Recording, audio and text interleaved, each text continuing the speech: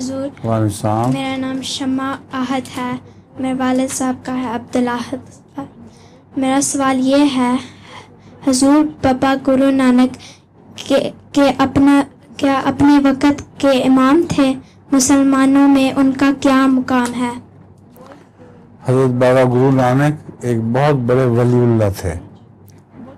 حضرت مسیح موعود علیہ السلام نے آپ کی تعریف میں ایک بڑی لمبی نظم لکھی ہے۔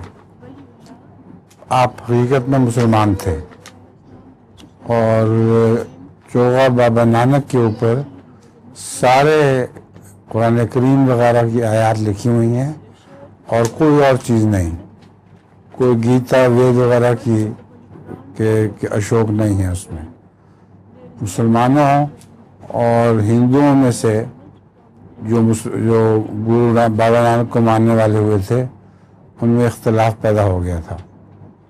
جو مسلمانوں میں سے ان کو مانتے تھے وہ تو سیدھا سادہ مانتے تھے کہ وہ اللہ کے ولی ہیں، اور جو ہندوؤں میں سے مانتے تھے انہوں نے آہستہ آہستہ شرک شروع کر دیا اور ان کو بڑھا کر اونچا مقام کر دیا۔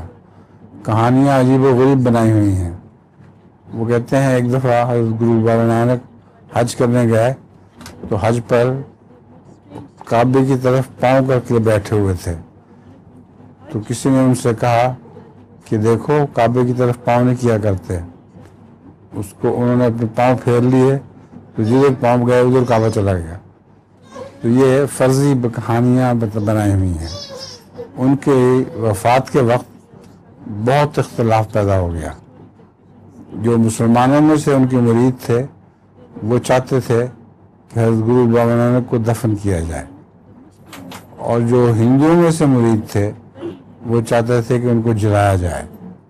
یہ جب اختلاف بہت ہو گیا تو مسلمانوں نے ہوشیاری کی ان سے۔ انہوں نے کہا دیکھو آج رات بہت ہو رہی ہے، صبح فیصلہ کریں گے، اس وقت رہنے دو۔ صبح انہوں نے چپ کر کے ان کی لاش دفنا دی، صبح سے پہلے۔ جب ہندو آئے انہوں نے دیکھا کہ لاش کہاں ہے تو انہوں نے کہا وہ آسمان پہ چڑھ گئی ہے۔